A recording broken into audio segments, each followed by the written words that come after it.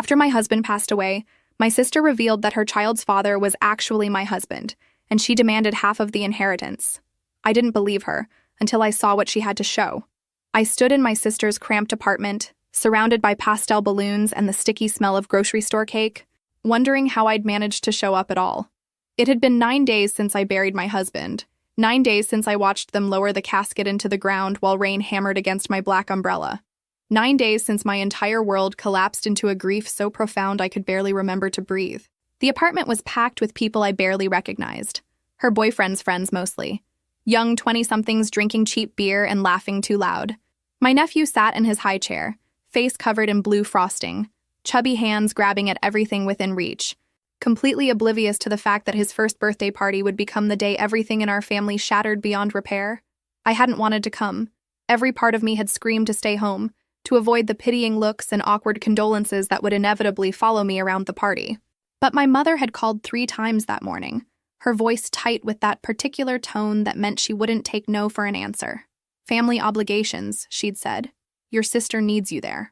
So I'd forced myself into a dark dress, pulled my hair into something resembling order, and driven across town with a stuffed elephant I'd bought online at 2 a.m. during one of my many sleepless nights. My sister moved through the crowd with an energy that seemed almost manic, her laugh too bright, her gestures too big. She'd always been like this. Everything amplified, everything performance. When we were kids, she couldn't just tell a story, she had to act it out. Now, watching her work the room, I felt that familiar exhaustion. Vera! She appeared in front of me suddenly, gripping my arm with fingers that dug in too hard.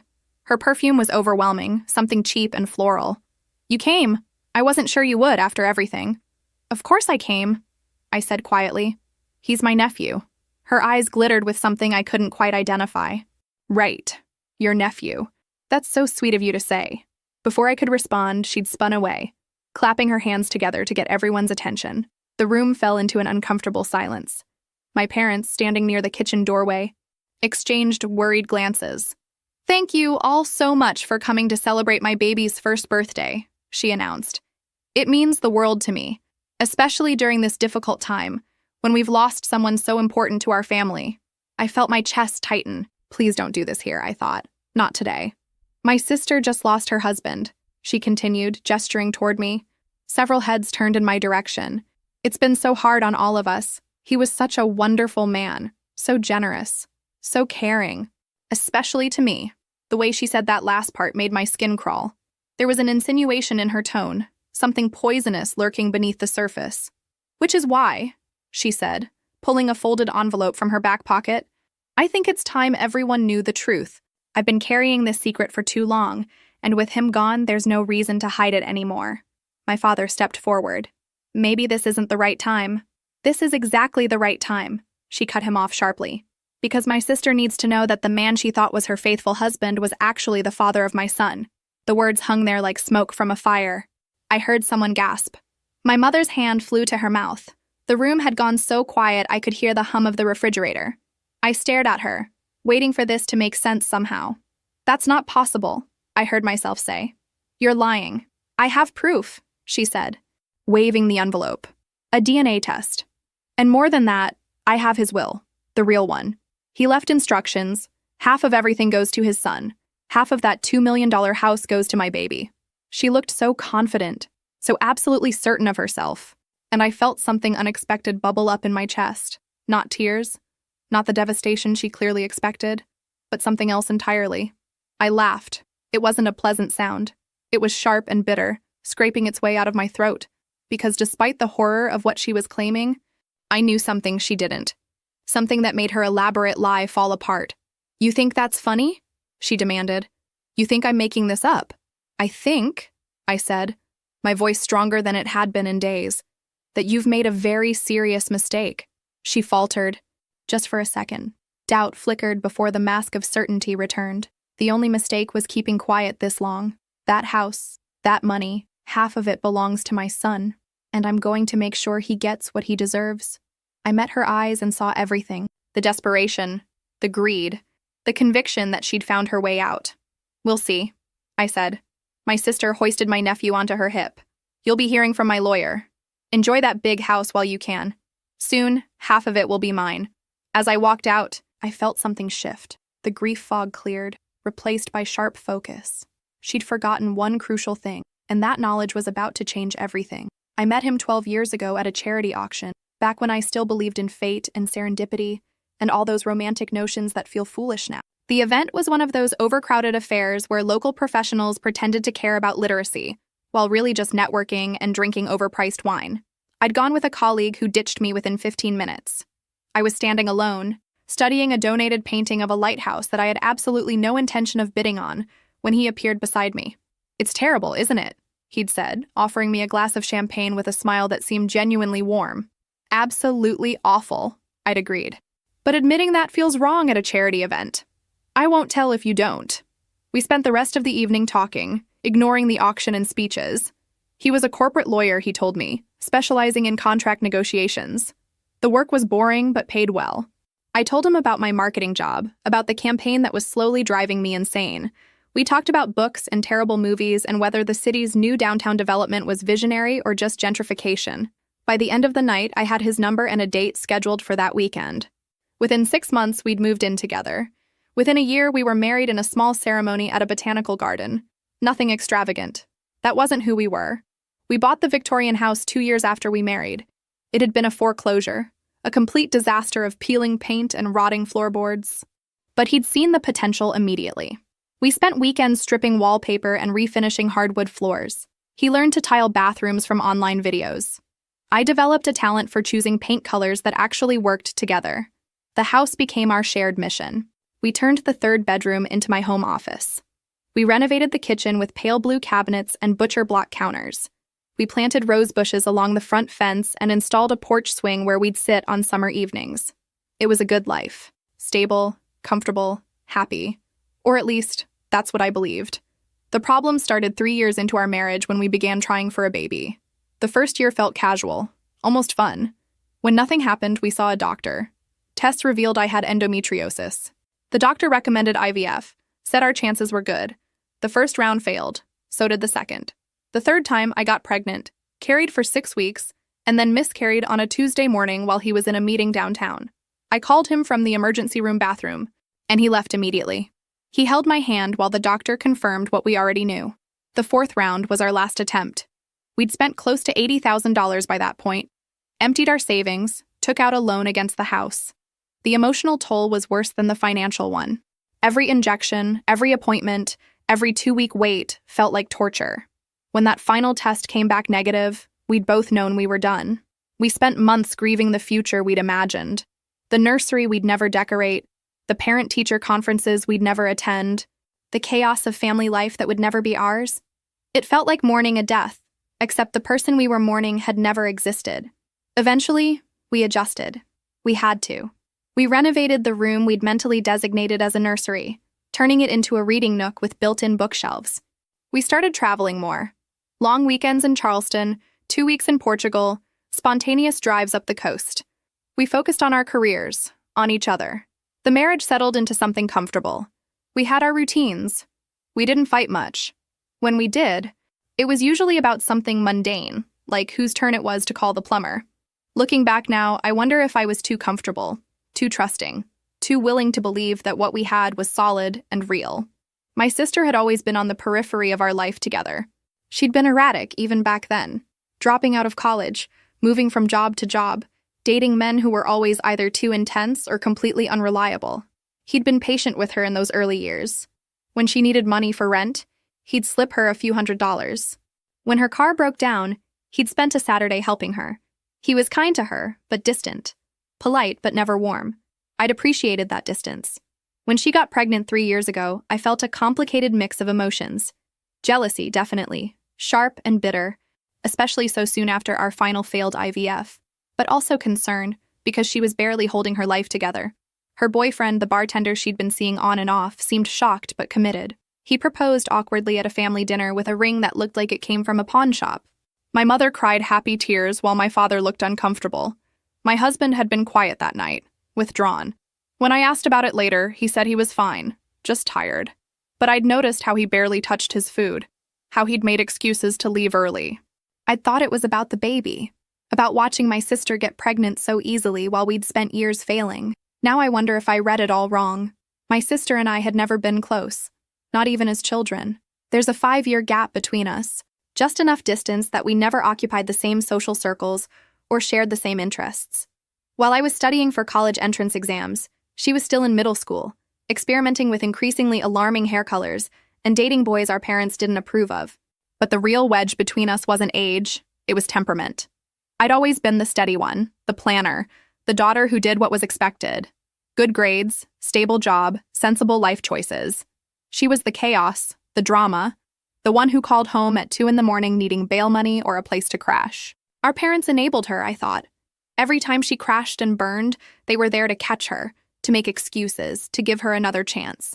Meanwhile, I'd paid my own way through college, built my career without family connections, bought my first car with money I'd saved.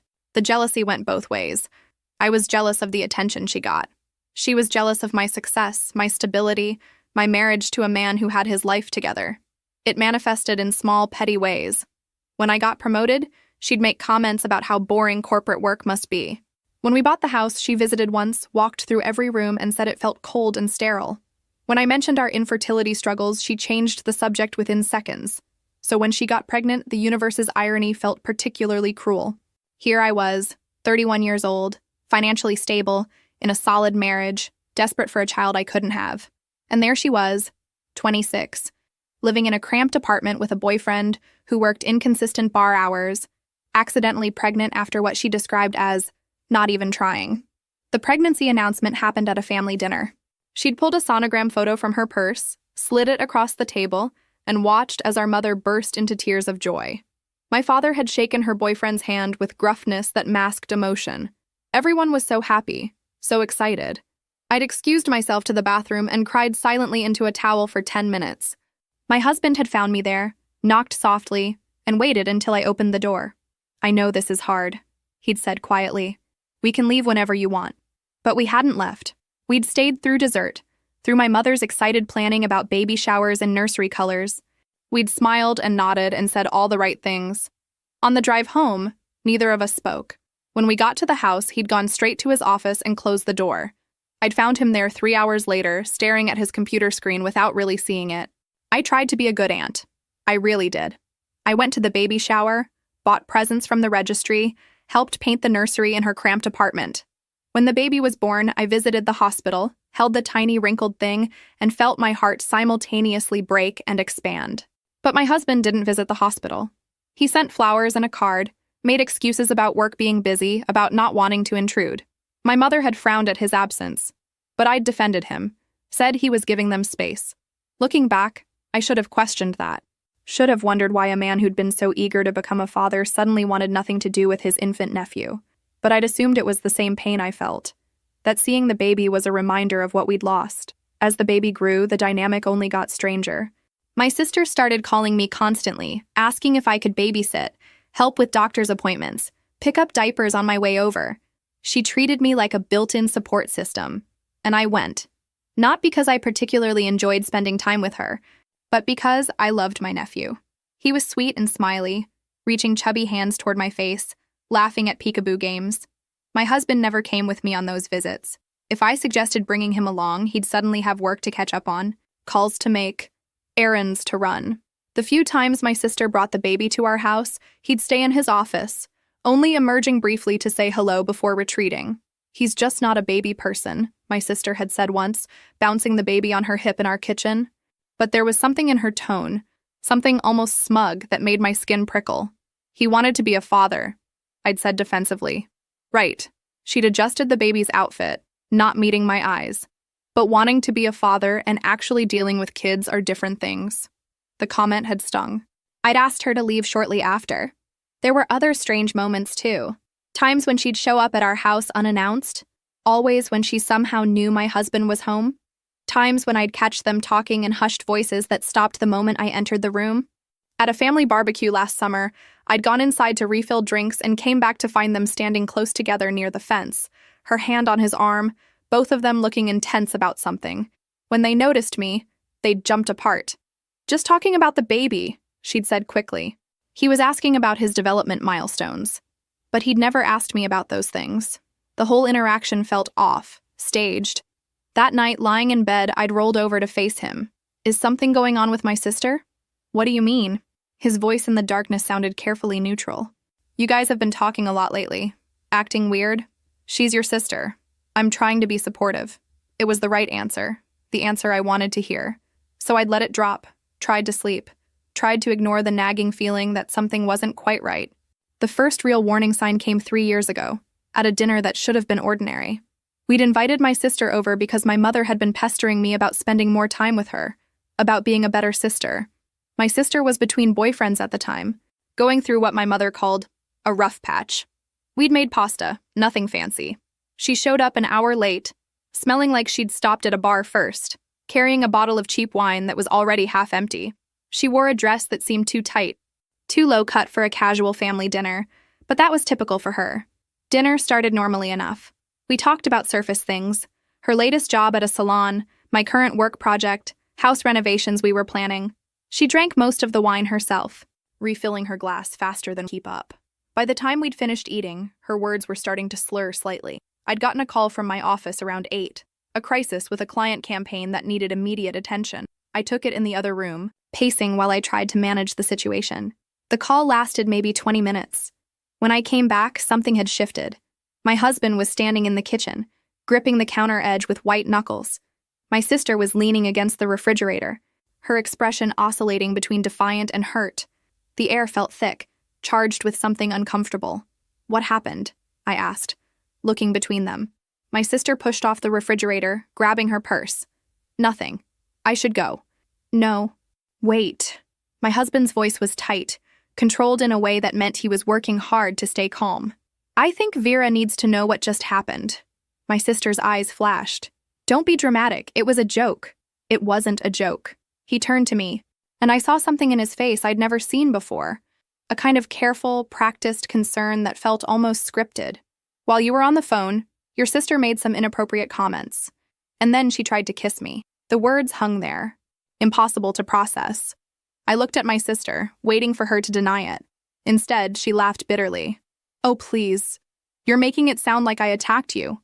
I made a comment about you looking good. Is that a crime? You told me my wife didn't appreciate me, he said evenly. You said you'd noticed how distant we'd been lately. And then you touched my chest and tried to kiss me. I was drunk. She threw her hands up. I'm obviously drunk. It didn't mean anything. I felt something cold settle in my stomach. You need to leave. Vera. Leave. Now. She'd grabbed her things and stormed out, slamming the door hard enough to rattle the pictures on the wall. My husband and I had stood in the kitchen, the tension slowly draining from the room. I'm sorry, he'd said finally. I didn't want to make things worse between you two, but I thought you should know. You did the right thing. I'd moved to him, put my arms around him. Thank you for telling me. But even then, something felt off about the whole thing. The timing of his revelation, the way he'd laid out the story so clearly, it felt rehearsed, like he'd been practicing what to say. But I'd pushed that feeling down, buried it beneath my anger at my sister. In the weeks that followed, there were text messages. She'd send them late at night, apologizing, making excuses, then getting angry when he didn't respond the way she wanted. He showed me every message, kept the phone between us on the couch, maintained complete transparency. She's spiraling, I'd said, reading through another rambling message. I think she might need help, professional help. There were other incidents too. She'd show up at his office downtown, claiming she was in the neighborhood and wanted to apologize in person. He'd tell me about it immediately, frustration clear in his voice. She'd call him during work hours, leave voicemails that started apologetic and ended accusatory. She's obsessed with you, I'd said after another such incident. I think we need to talk to your parents. This is getting out of hand. The family meeting had been horrible. My parents, my sister, my husband, and me, all sitting in my parents' living room while accusations flew. My sister had cried, claimed she was being vilified for one drunken mistake, said she'd apologized repeatedly.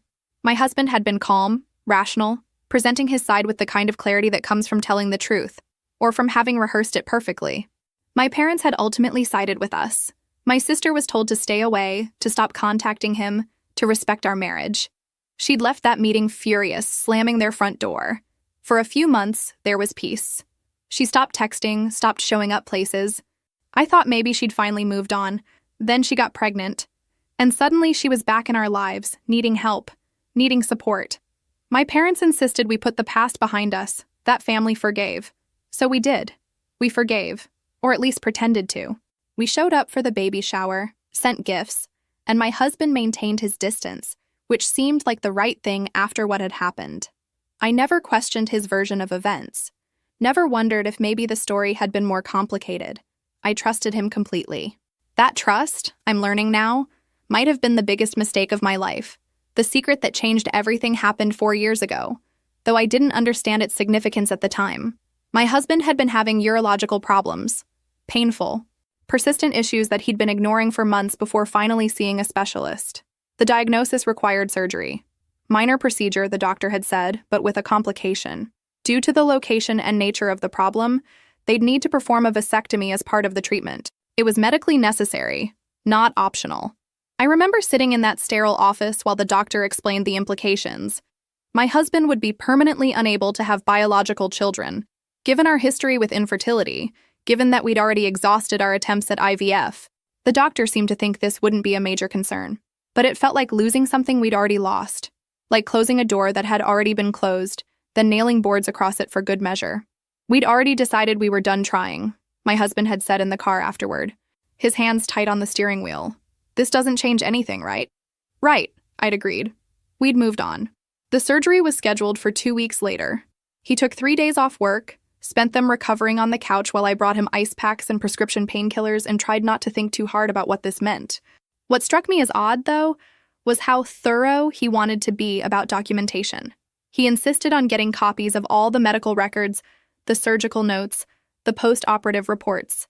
He filed them meticulously in our home safe. Why do we need all of this?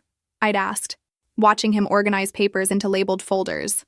Just being prepared, he'd said. You never know when you might need medical records. For what? He'd looked at me then, and I remember thinking his expression was strange. Almost sad, but also resigned.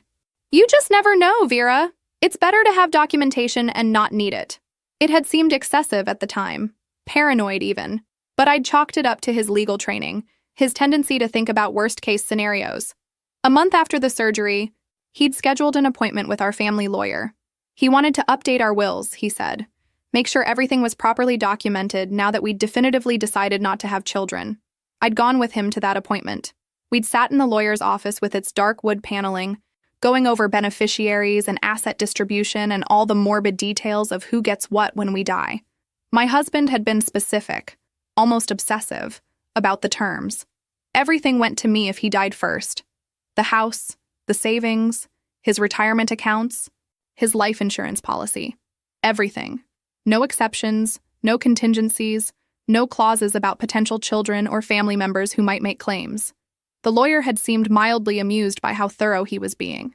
Most couples your age don't think this much about estate planning. We've learned to prepare for the unexpected, my husband had said. He'd also insisted on including the medical records about the vasectomy in a separate envelope, sealed and stored with the will documents in a safe deposit box at the bank. This had seemed especially bizarre to me. Why would anyone need to know about your medical procedures? I'd asked. Just covering all bases, he'd said. You never know what might be relevant later. At the time, I'd thought he was being ridiculously overcautious. The vasectomy was a private medical matter. Why would it ever need to be legally documented? Looking back now, I understand. He wasn't being paranoid. He was being strategic. He knew something I didn't. He understood that there might come a time when proving he couldn't father a child would be crucial, when those medical records would be the only thing standing between me and someone trying to claim what was rightfully mine. The timing of it all makes sense now, in a horrible way. This was a year before the dinner where my sister supposedly made advances on him. 2 years before she got pregnant. He was already preparing, already building a paper trail. But protecting us from what? Exactly? From my sister's future claims? Did he suspect even then that something might happen between them? Or did he know something was already happening? The medical records sit in that safe deposit box right now, along with his meticulously organized will and a sealed letter he'd left for me. I haven't opened that letter yet. Haven't had the courage to read whatever final words he wanted me to know. But I know what those medical records say. I know what they prove. That vasectomy, performed 4 years ago, makes it biologically impossible for my husband to be the father of my nephew, who was conceived 2 years later. My sister can claim an affair. She can produce text messages and photos and whatever proof she has. She can stand up in front of our entire family and declare that they were together. But she can't change biology. She can't make his body do something it was physically incapable of doing. And that's the one fact that destroys her entire claim. The irony isn't lost on me. The procedure that felt like losing our last chance at parenthood, that's the very thing that's going to save me from losing everything to my sister's lies. Or are they lies? That's the question that keeps me up at night now. The affair might have been real, but the baby? That part, at least, is impossible. And impossible is the one thing even my sister's manipulation can't overcome. What I didn't realize at the time was just how thoroughly my husband had prepared for this exact scenario. It wasn't until after his death, when I finally opened that safe deposit box, that I understood the full extent of his planning. The box contained more than just medical records and a will. It held a complete documentation package, meticulously organized in labeled folders with dates and descriptions. Everything had been categorized, cross-referenced, stored with the kind of precision that spoke to his legal training. There were screenshots of text messages from my sister, printed and dated. Not all of them. He'd been selective, keeping only the ones that showed a pattern.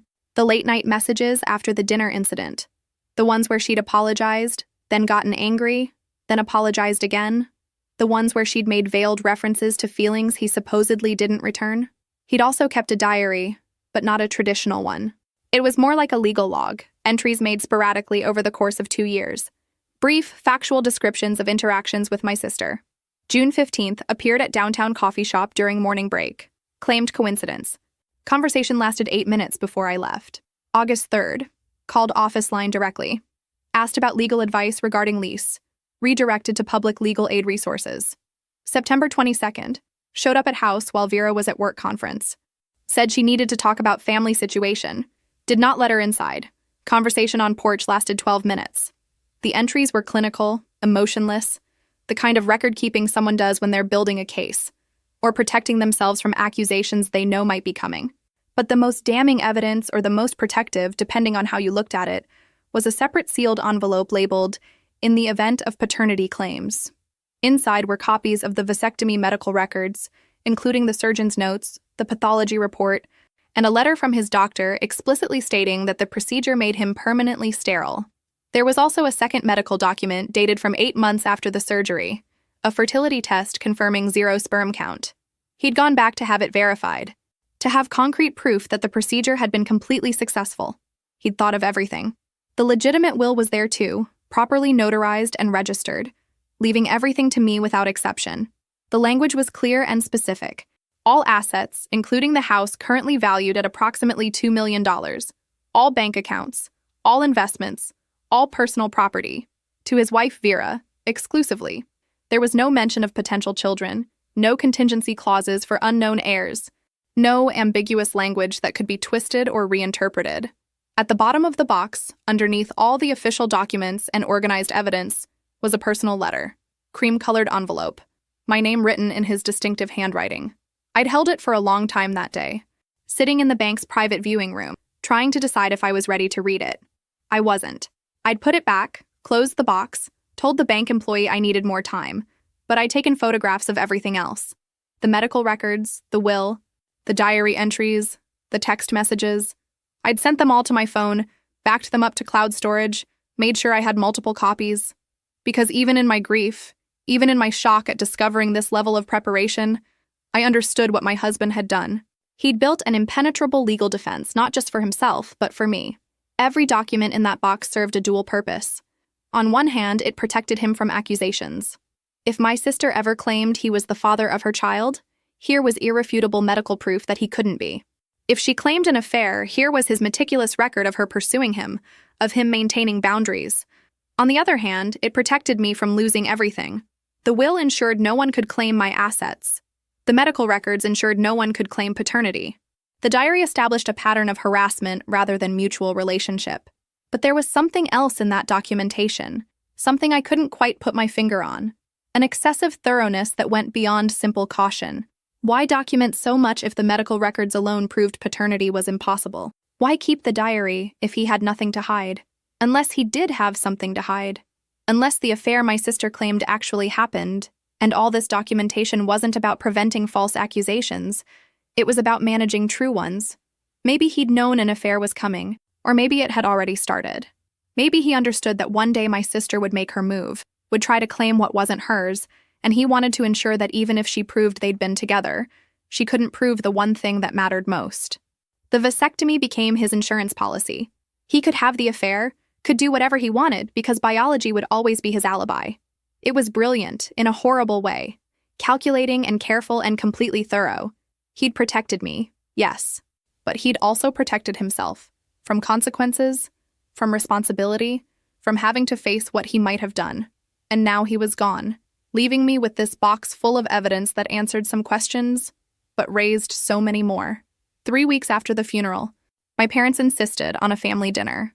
A chance to talk, they said, to work through the shocking claims my sister had made at the birthday party, to find some path toward resolution before lawyers got involved. I arrived at their house with copies of the will from the safe deposit box, ready to prove my sister's document was a forgery. I had my lawyer's number saved in my phone. I felt confident, almost calm. I knew something she didn't. My sister arrived 20 minutes late, carrying a leather portfolio that looked expensive. Too expensive for someone who could barely afford her cramped apartment. She wore a dress I'd never seen before, her hair professionally styled. She looked like someone who'd just come from a business meeting. "Thanks for agreeing to meet," she said, sitting down at the table like she was chairing a board meeting. "I know this has been difficult for everyone."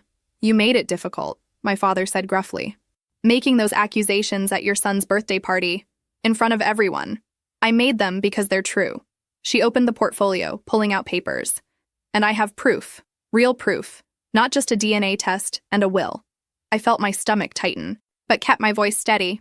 "Whatever you have is irrelevant. I have the legitimate will, properly notarized and registered. Your document is a forgery." She smiled then, and it wasn't the smile of someone who'd been caught. It was the smile of someone holding all the cards. "The will might be fake," she admitted casually. "I'll be honest. I panicked after he died, thought maybe he'd left something for our son, tried to create documentation that should have existed. That was stupid of me. But the affair? That was real." She slid a photo across the table.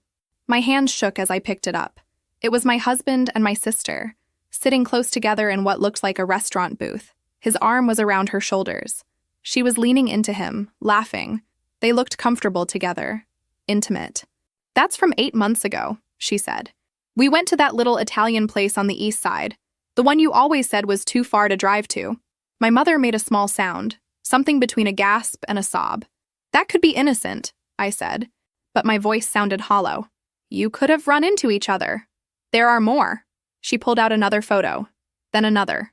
My husband and my sister walking together through a park, sitting in his car, visible through the windshield, standing close outside what looked like a hotel. My father pushed his chair back from the table. "This isn't possible." "It would. It did." She reached into the portfolio again, pulling out a phone. Not her regular phone. This one was older, a basic model. "And I can prove it." She unlocked it and turned the screen toward me. Text messages filled the display, conversations between two numbers I didn't recognize. But I recognized the writing style, the particular way my husband phrased things. "I miss you already. Last night was incredible. Can't stop thinking about you. When can I see you again?" "She's at that conference in Atlanta until Friday. We could have the whole weekend." That last one made my vision blur. I'd been at a conference in Atlanta 7 months ago. 3 days of presentations. I'd called him every night, told him I missed him, looked forward to coming home, and while I was gone, he'd been making plans with my sister. "Keep scrolling," she said, her voice almost gentle now, almost pitying.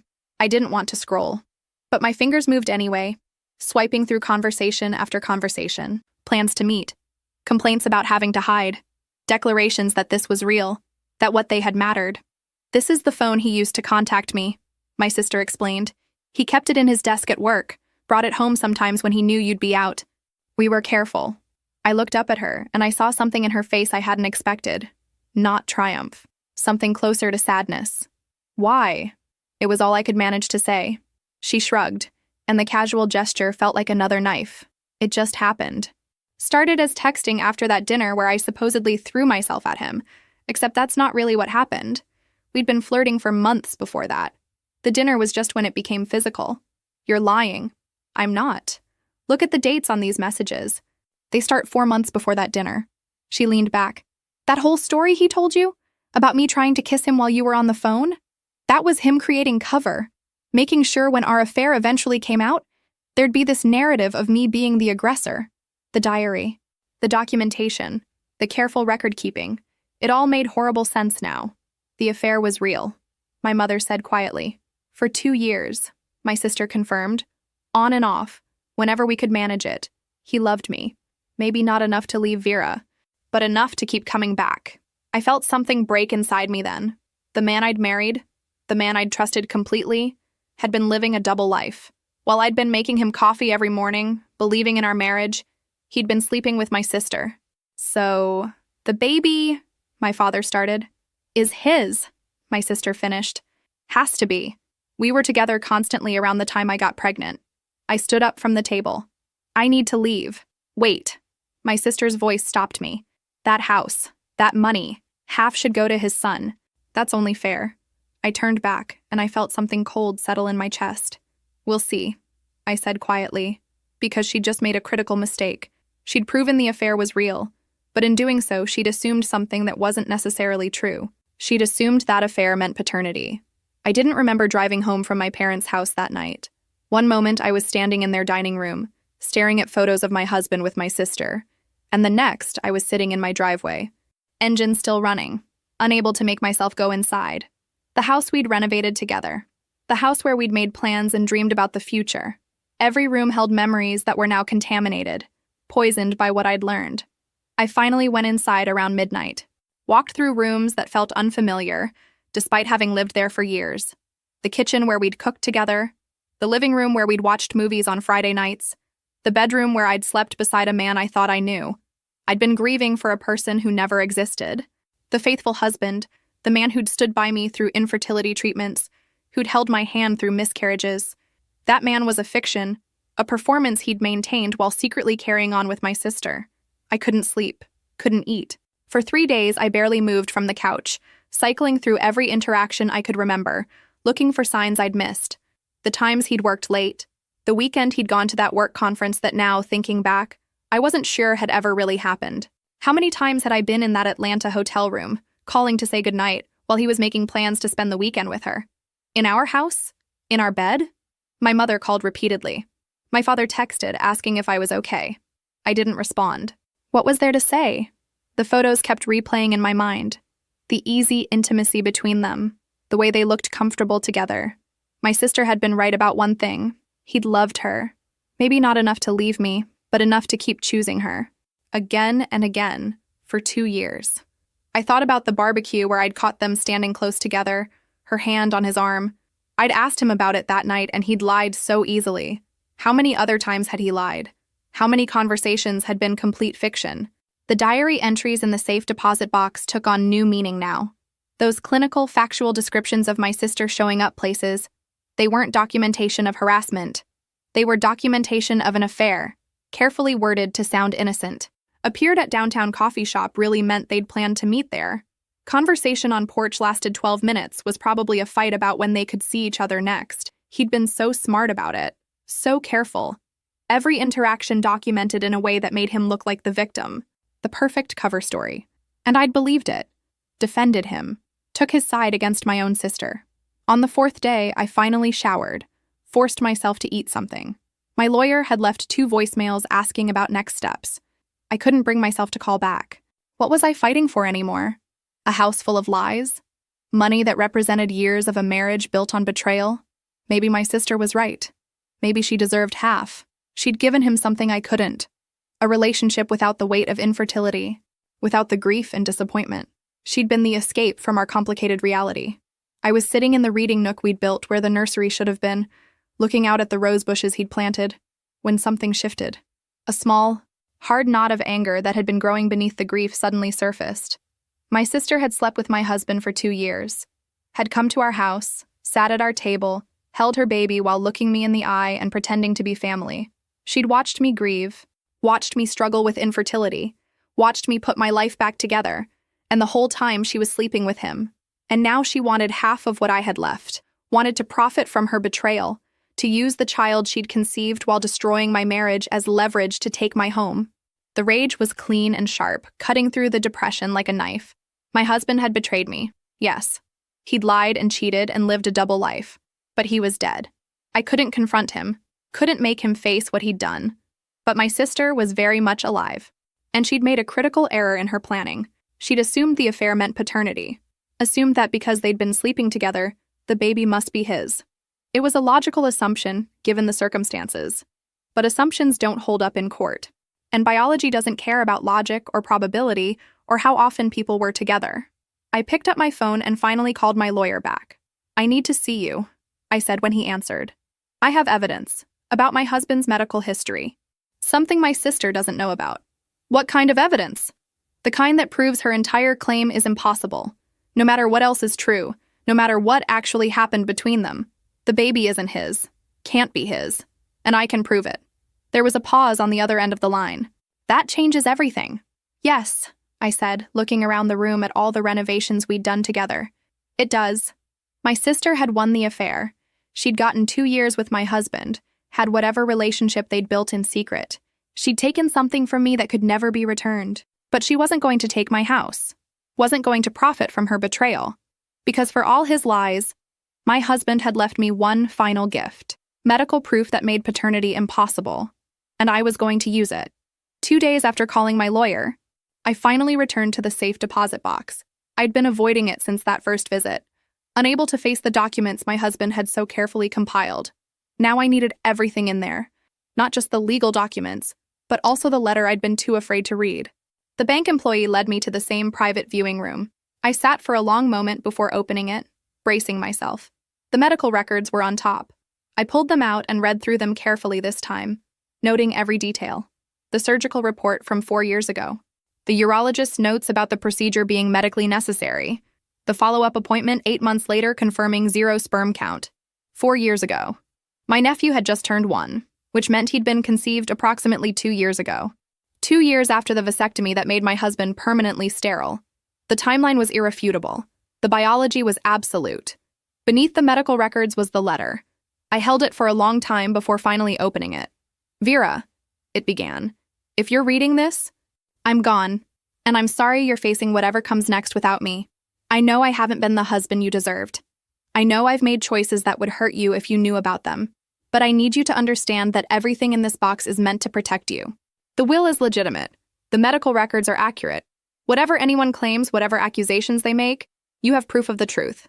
The house is yours. The money is yours. Everything we built together is yours. Don't let anyone take it from you. Don't let guilt or grief or family obligation make you give up what's rightfully yours. I'm sorry for the pain I've caused. But I'm not sorry for making sure you'd be protected. I loved you, Vera. In my own flawed way, I did love you." I read it 3 times, trying to find meaning between the lines. He knew about the affair. Obviously, he was part of it. He knew my sister might try to claim paternity. He knew I'd need this documentation. But what the letter didn't say was almost more revealing. No confession of the affair. No apology for the specific betrayal. Just vague acknowledgement of choices and pain without naming what he'd actually done. Even in death, he couldn't quite bring himself to be fully honest. I gathered all the medical records and copies of the will, put everything in my bag. Then I drove straight to my lawyer's office. He was a man in his 50s who'd handled our estate planning from the beginning. I'd called ahead, so he was expecting me, had blocked off his afternoon. I spread everything on his conference table. The medical records, the will, the documentation my husband had compiled. Then I told him about the family dinner, about my sister's proof of the affair, about her claim that the baby was my husband's. He listened without interrupting, occasionally making notes. When I finished, he spent several minutes reviewing the medical records, cross-referencing dates. "This is remarkably thorough," he finally said. "Your husband was very careful about documentation. Can she still claim paternity? Even with proof that they had an affair? She can claim it, but she can't prove it. These medical records are unambiguous. A vasectomy of this type, performed this long ago, with follow-up confirmation of sterility, there's no legal or medical argument that could override this evidence." He tapped the pathology report. "The affair is irrelevant to the inheritance question. She could produce 1,000 photos and it wouldn't matter. Biology is biology. So the house stays mine. Completely. The will is legitimate and properly executed. Even if the baby were his, which these records prove is impossible, your husband left explicit instructions that everything goes to you." He paused. She has no legal standing because she can't establish paternity. I felt something loosen in my chest. What happens when I show her this? I'd recommend we approach it strategically. Request a DNA test using samples from your late husband, hair from a brush, clothing he wore. Present it as fairness, as giving her a chance to prove her claim. She'll likely agree, confident in the outcome. And when it comes back negative, then we have grounds for a fraud claim, given that she presented a forged will. But honestly, I suspect once the DNA results are clear, she'll back down entirely. We spent another hour discussing strategy, timelines. He'd draft a formal letter proposing the DNA test. It was a trap, and we both knew it. She'd walk right into it, convinced by 2 years of an affair that paternity was guaranteed. She'd see the test as a formality, something that would finally prove she was right. She'd assume that affair meant paternity, that sleeping together automatically meant the child was his. But biology didn't work on assumptions, and her logic had one fatal flaw. She didn't know about the vasectomy, didn't know that for all their intimacy, my husband had been physically incapable of giving her the one thing she needed.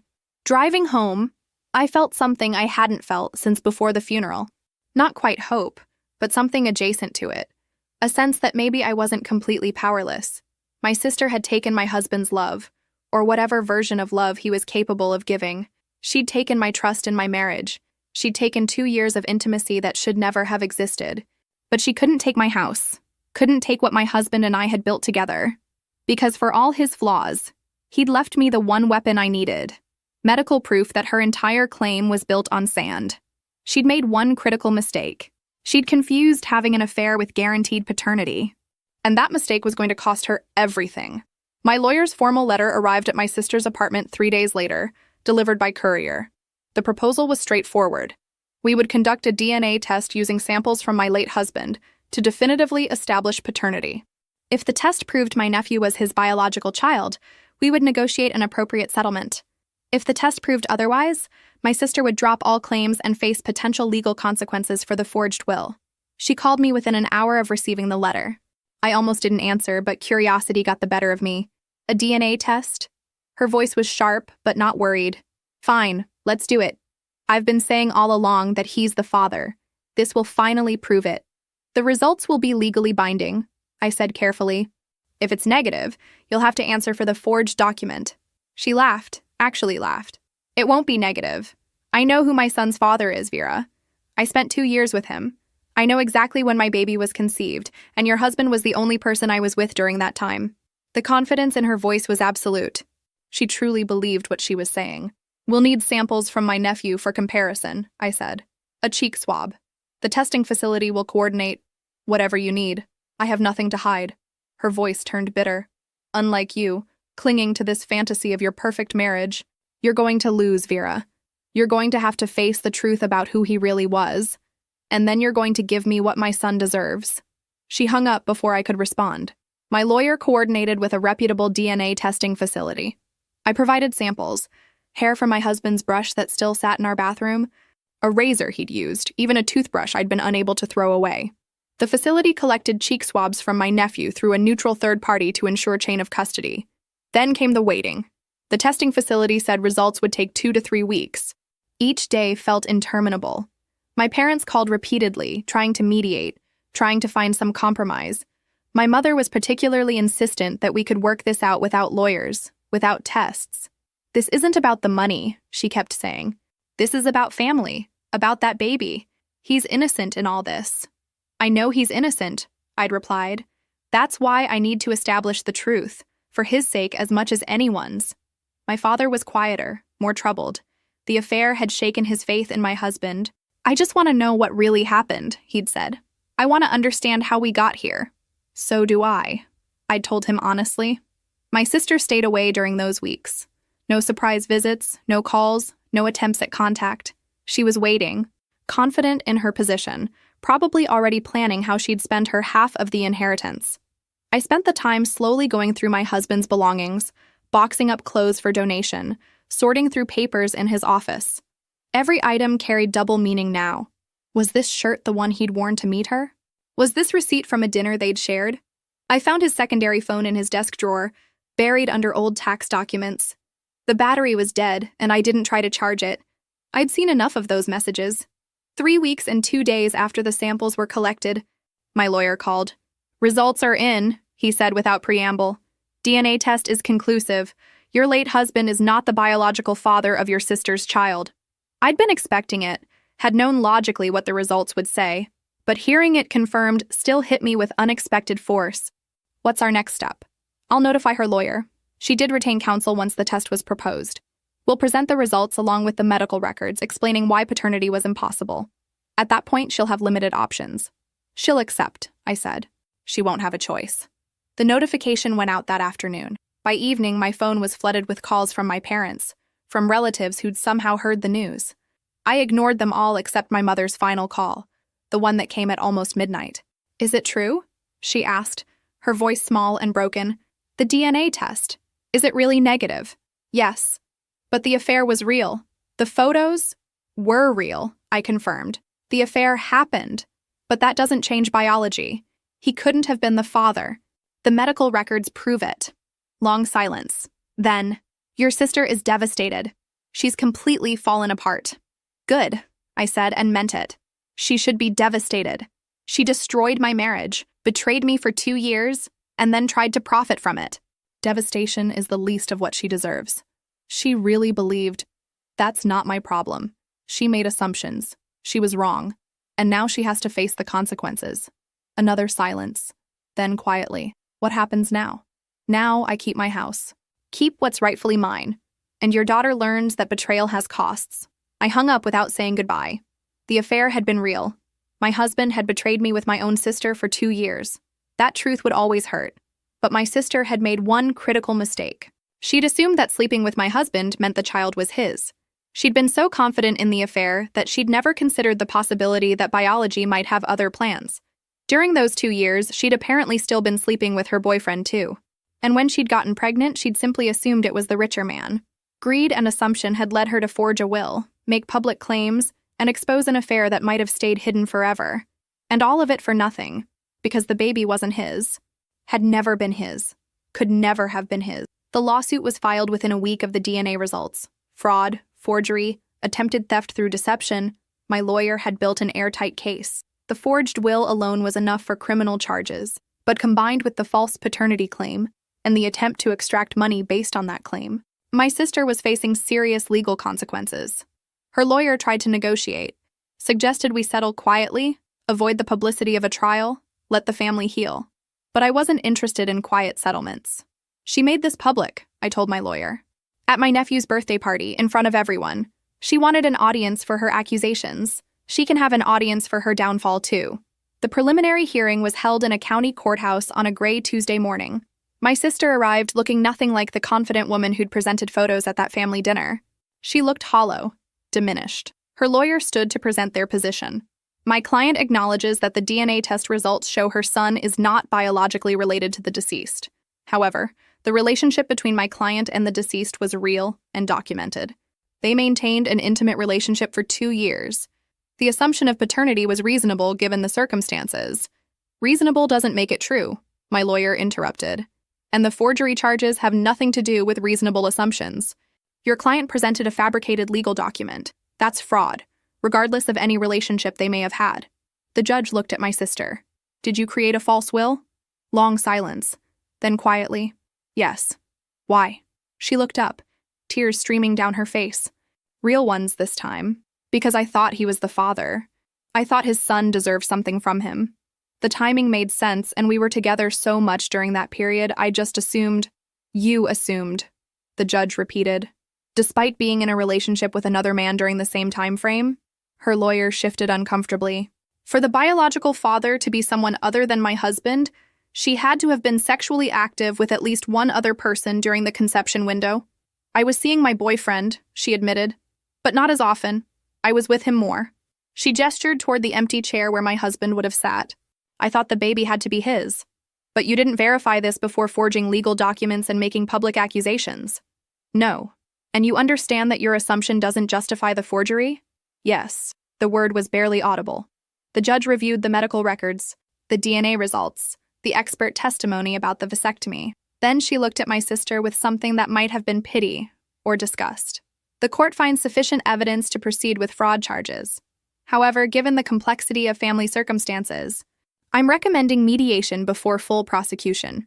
If the defendant agrees to formally withdraw all claims, make public acknowledgement of the fraud, and accept financial penalties, we may resolve this without a lengthy trial.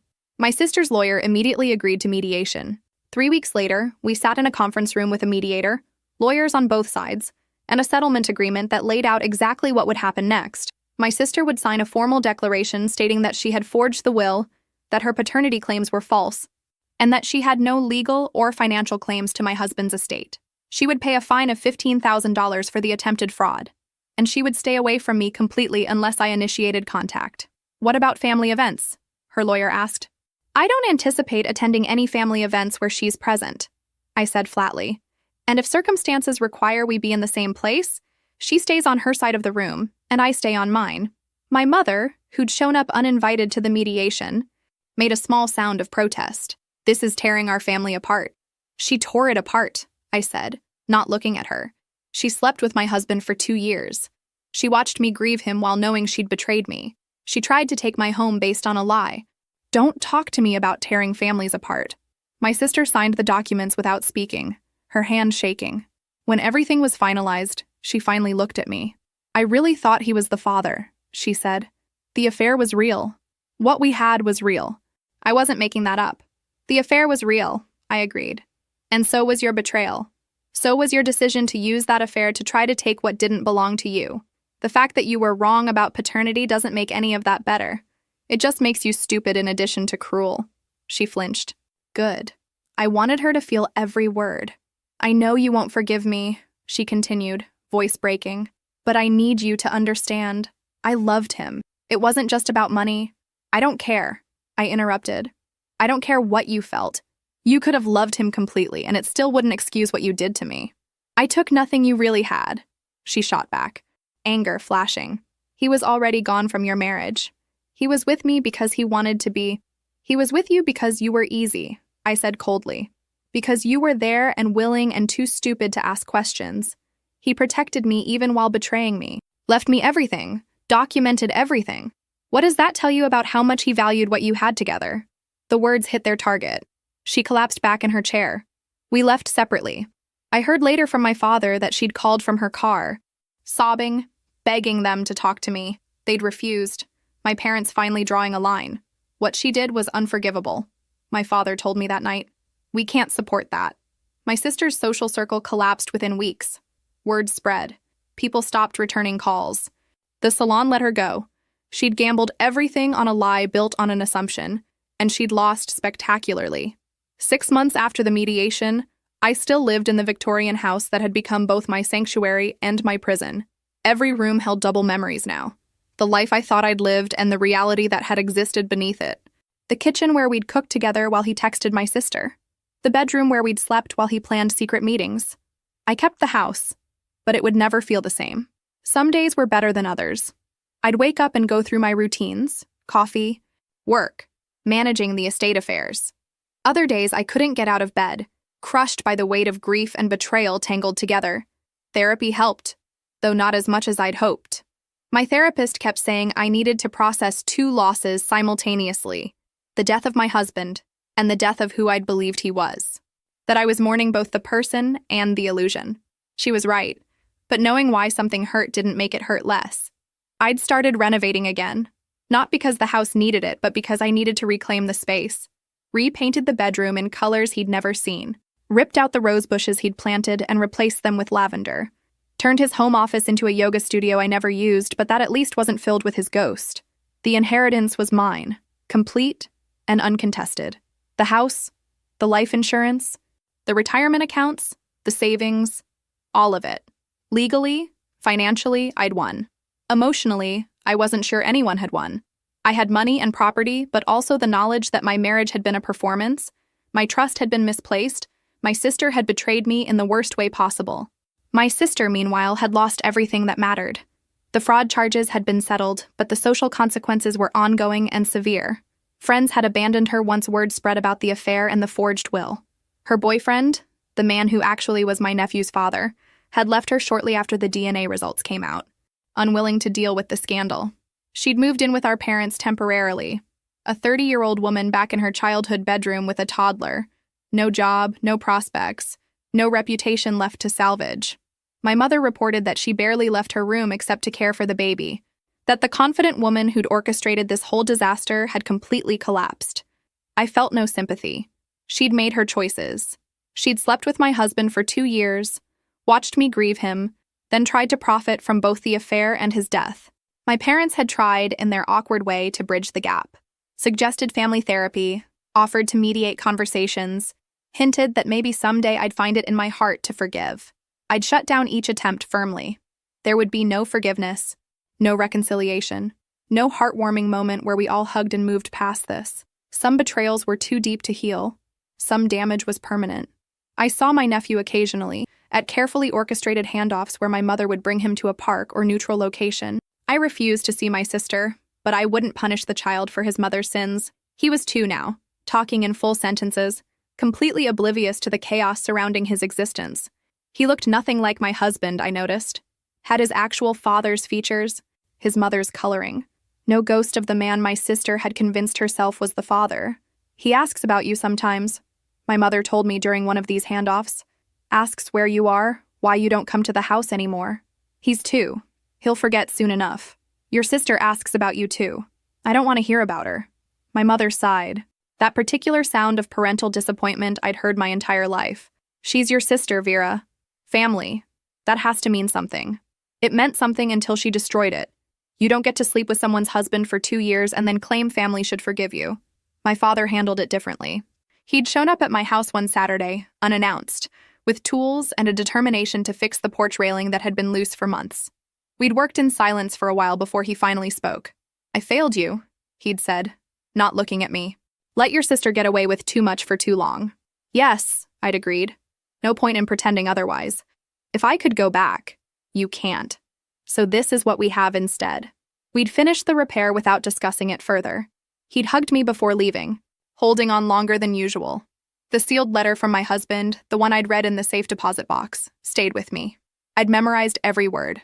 I loved you, Vera. In my own flawed way, I did love you. Maybe he had. Maybe in between the lies and the affair and all the betrayal, there had been some genuine feeling, or maybe that was just another lie. I'd never know. That was the worst part. All the questions I'd never get answers to. Why her? Why 2 years? Why stay married to me while pursuing her? The documentation he'd left behind protected me financially but answered nothing emotionally. He'd been strategic enough to get a vasectomy, careful enough to document it thoroughly, smart enough to know it might matter someday. But he hadn't been honest enough to end our marriage before starting something with my sister. So I had his money and his house and his careful legal protections. What I didn't have was closure or understanding. My sister had gambled on assumptions, that the affair meant paternity, that her confidence would be enough, that greed could overcome biology. She'd lost that gamble catastrophically. She'd have to explain to my nephew eventually why his aunt wouldn't speak to his mother, why family gatherings didn't include everyone, why there was this fracture that could never be repaired. And me, I'd have to live with the knowledge that I'd been betrayed by the 2 people who should have been most loyal. The house was mine. The money was mine. The future was mine to build. But it would be built on ashes of trust that could never be restored, in a family that would never heal, carrying scars that would never fade. My sister had learned that greed has costs, that assumptions aren't facts, that betrayal destroys everything.